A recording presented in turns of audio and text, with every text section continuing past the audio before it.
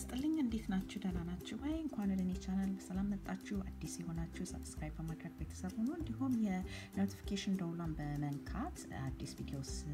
ሳወጣ ቶሎ እንዲደርሳችሁ ማድረግ ትችላላችሁ ዛሬ ማሳያችሁ የኦሮሞ ባህላዊ የቃተኛ አሰራር ነው እንግዲህ የሚያስፈልጉን ግብአቶች እዚህ ጋር አቅርቤዋለሁ የሚያስፈልጉን ግብአቶች ቆጭቆጫና ቅቤ ነው እንግዲህ ብዙ ሰዎች ቆጭቆጫ ዳጣ ያሉ ሁለቱም አንድ እንደሆኑ ስለሚናገሩ ያ ሁለቱም በርግጥ የቃሪ አይደለናቸው ግን ግብአቶች የሚገቡት ግብአቶች ትንሽ ለየት ያሉ ናቸው ቆጭቆጫ ምዕራባዊ ኢትዮጵያ ባህላዊ ምግብ ሲሆን ዳጣ ደግሞ ደቡባዊ ኢትዮጵያ ነውና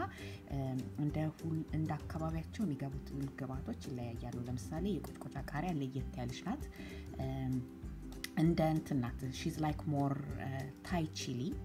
ናት ብዙ ጊዜ አዲስ አበባ ለማግኘት በጣም እንቸገር ነበር ድሮ ልጆኜ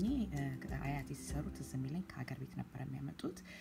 ዳጣ ደግሞ የሚሰራው በበርበሬ ዛላ ነው ደግሞ የሚገቡት ምግባቶች ትንሽ ለየት ይላሉ ስለዚህ አሁን የምጠቀመው ቆጭቆጫ ነው ልዩነቱን ለመናገር ያህል ነው አሁን እዚህ ጋር ትንሽዬ እንጎቻ እንጀራ ጋግርና ከዛ ትንሽ እስከሚበስልልኝ ድረስ ጠብቃለሁ ማለት ነው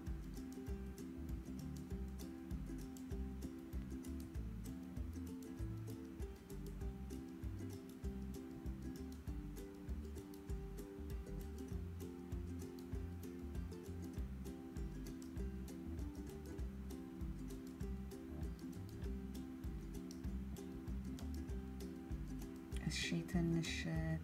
ደረቅ እንዲልልኝ ተዋለሁኝ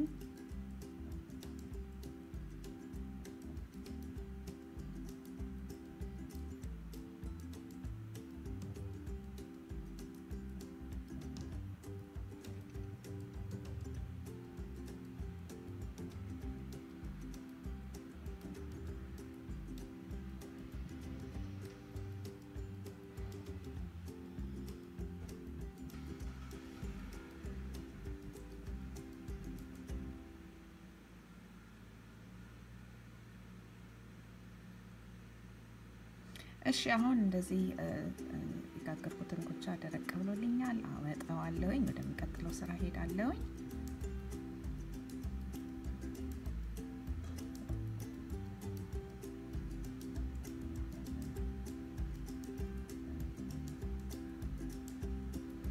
እሺ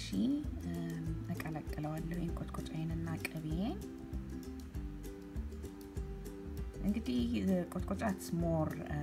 እንትን ነው ምንድነው ፍሌቨሪሽ ነው ትንሽ ዳጣ ደግሞ ሶልቲየር እና ስፓይሲየር ነው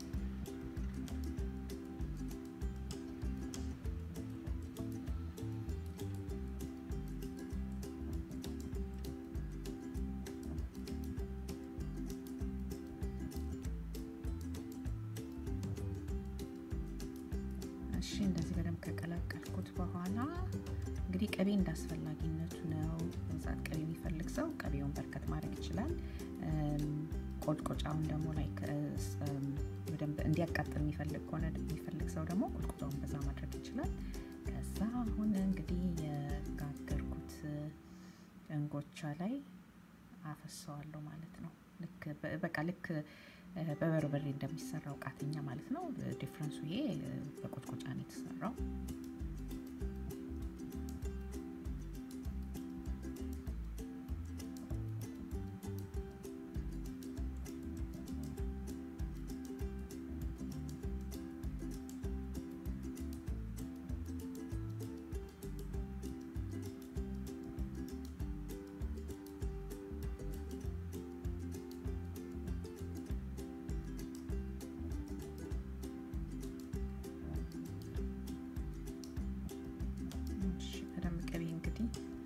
ያፈሰስኩበት ነው እንግዲህ ይሄንን ይመስላል በጣም ነው የሚጣፍጠው በእውነት ይሄ ለቡና ቁርስ ወይ ሰው እንግዳ ሲመጣባችሁ ለማቅረብ ወይም እንጀራ ጋግራችሁ የመጨረሻውን እንጀራ እንዲህ ማድረግ ትችላላችሁ። እንግዲህ በቆጭቆጫ የሚሰሩ በጣም ብዙ ምግቦች አሉ። እንግዲህ ቀስ እያልኩኝ አሳያችኋለሁኝ። ስለተከታተላችሁኝ አመሰግናለሁኝ። በሚቀጥለው ቪዲዮ እስከምንገናኝ ድረስ ላይክ፣ ሼር እና ሰብስክራይብ ማድረግ እንዳትረሱ። ደህና ሁኑ። ባይ